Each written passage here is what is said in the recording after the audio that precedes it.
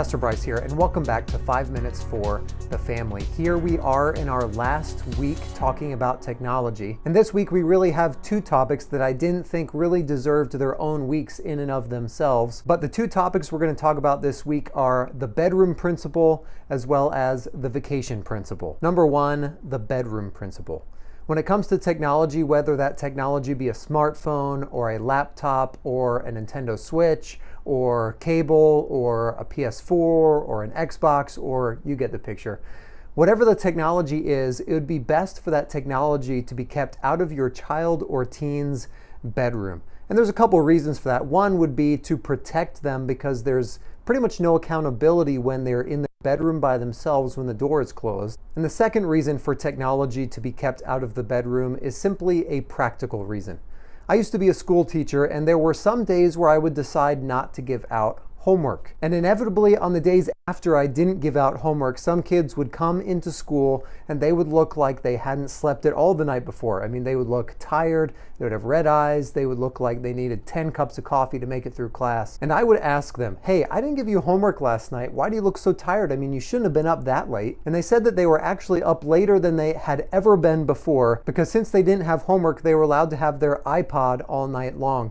And they told me, "I was up all last night playing games on my iPod." And so number one, there should be no technology in bedrooms because there's absolutely no accountability.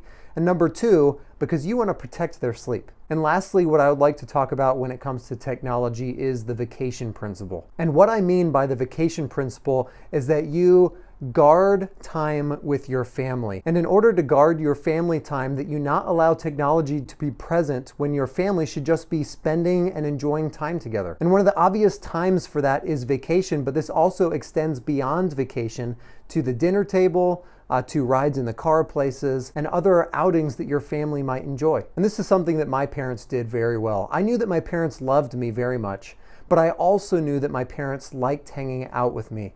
And that was because they guarded our time together. And back when I was a teen, it wasn't as difficult because technology wasn't quite as mobile and quite on the go, but I think that the principle still applies. And because I knew that my parents loved me as well as liked me, we had an open and honest relationship. And so when it came time to have those serious conversations, my dad was able to have those serious conversations with me because I knew that he both loved as well as liked being with me. And because of that, I knew that he had my best interests at heart. But that all began not with that conversation, but with the relationship that we had formed before that conversation. Because my dad guarded the time that we spent together. And I can honestly say that has made a huge impact on my life. And you have the same opportunity to have that huge impact on your child and your teen. And we can lay out a whole bunch of principles to guide and guard our teens when it comes to technology. But I think that the most important one is something that they need the most. They need open and honest relationships. And that obviously starts at home,